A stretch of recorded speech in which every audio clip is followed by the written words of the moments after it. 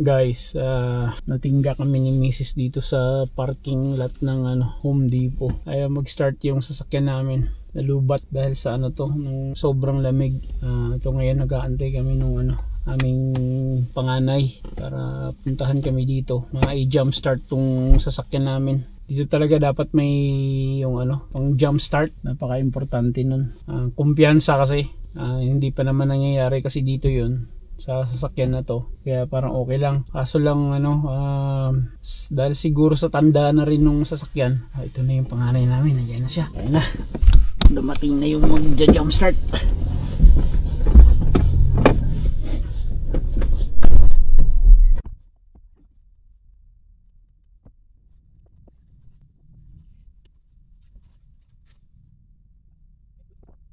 Ayun na guys, naka-hook up na. Sana mag-start. Try natin.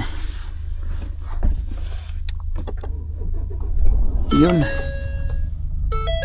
Start agad.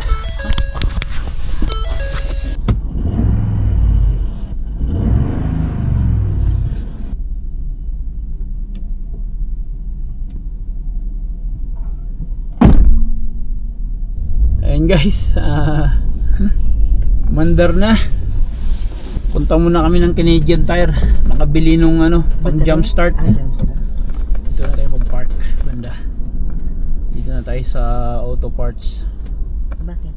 Nandiyan yun Parang hindi na tayo lalayo. Diyan na rin tayo lalabas. Ito. Patayin mo. Natakot ako. Hindi nga natin muna. Hindi na muna natin papatayin. Ayun guys, andito na kami sa Canadian Tire. Bibili lang ng pang jump start for in case. Ay nako, ito yung mga hindi inaasahang gastos. Ayan. Dito tayo bibili ng pang jump start. Tayo. Dito lang yan. Ayun.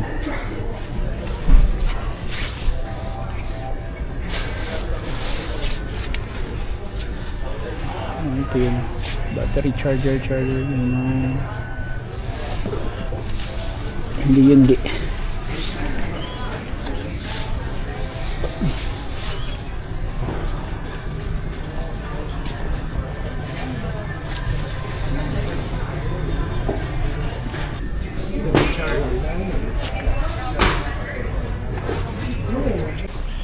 okay guys, nakabili na kami.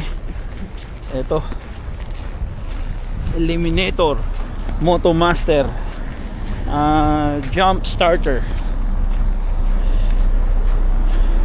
Ayun, hindi ko na pinatay muna, panigurado.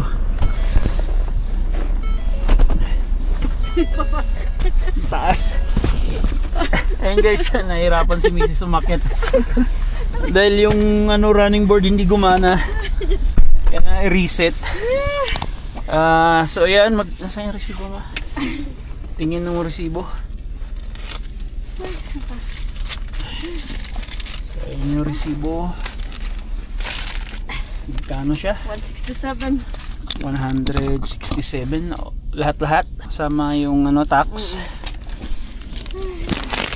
Yan, 167 nga. Kasama na yung GST na $8. So na 160 yung niya price. Naka-sale ito. Magkano yung discount? $34 yata yung niya discount. So ayun, napabili lang hindi oras. Actually ito talagang importante dito. So ayan, jump starter and power bank. Dati may may ganito, may kasama ng compressor.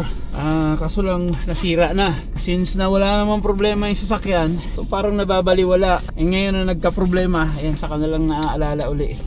Pero yun, magandang reminder, lalo na sa mga bago lang dito sa Canada. First time pa lang ma-experience yung ganitong klaseng panahon.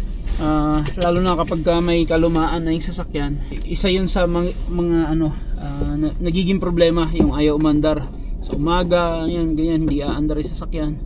Kanina umandar pa yung isa sa mga dapat nating tignan parati, yung terminal ng battery.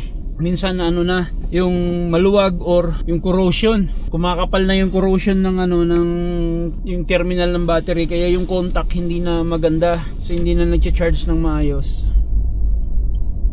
Yun. At saka yun na nga yung 4 years or 3 years and up na battery, eh ano na rin talaga, kailangan ng kumbaga bantayan.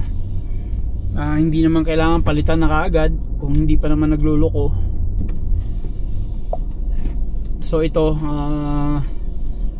mahigit ano na 7 taon, kumbaga lagpas-lagpasan na to, magdodoble na dun sa limit niya.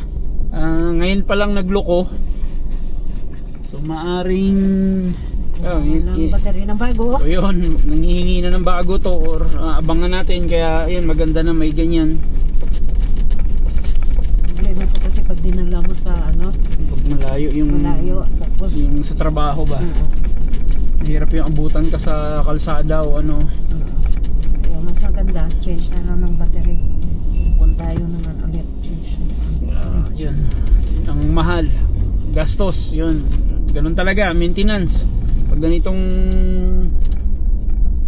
tumatanda na yung sasakyan, maintenance na talaga yung ano niya. Sa edad na to, nagsisimula ng ano, pag-ano ng maintenance niya. Iko tayo dyan. So yun, tips, isa sa mga dapat mayroon tayo sa loob ng sasakyan, yung battery or jump starter, battery bank. May mga nabibili na all-in-one, yung may compressor na, yung depende na lang sa preference ninyo.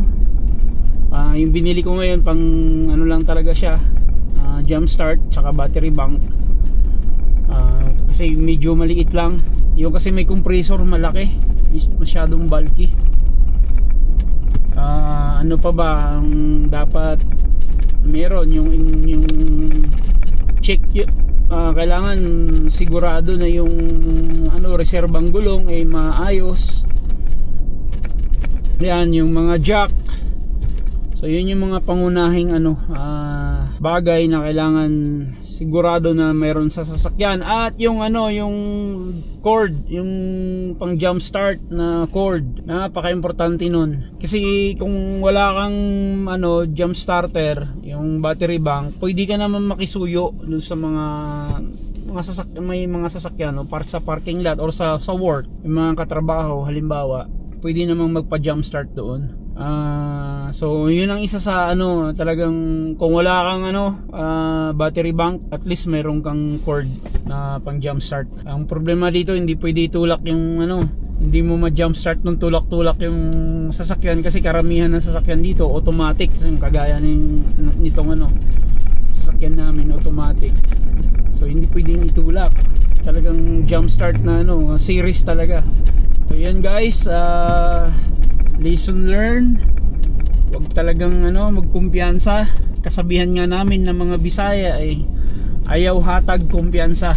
May isa pa kaming pupuntahan, kapag grocery ng konti. Kaya si Mrs. natatakot na baka hindi na naman mag-start. Ngayon, ito yun ang tanong, kung yung bang battery bank na yan ay full charge na galing sa factory. So yun yung hindi ko din alam, hindi ko pa nabasa yung ano niya, hindi pa natin nabubuksan. So maaring walang laman yan, kailangan pa i-charge. Ang gagawin ko, ganun uli, hindi ko na muna to turn off yung engine, hayaan lang natin na umandar, naka-idle, panigurado, para mag ano pa siya, mag-charge pa. Ayan guys, mag-grocery kami dito sa ano, dyan sa Seafood City. Pero yun, so hanggang dito na lang doon sa mga kababayan natin dyan na bago lang dito sa Canada. Kailangan ano, check nyo talaga yung sasakyan ninyo na ready para sa winter. Gulong yun, naka winter tire, yung mga ganun. Yun, hanggang dito na lang muna at kami mag-go-grocery muna. Maraming salamat, bye bye.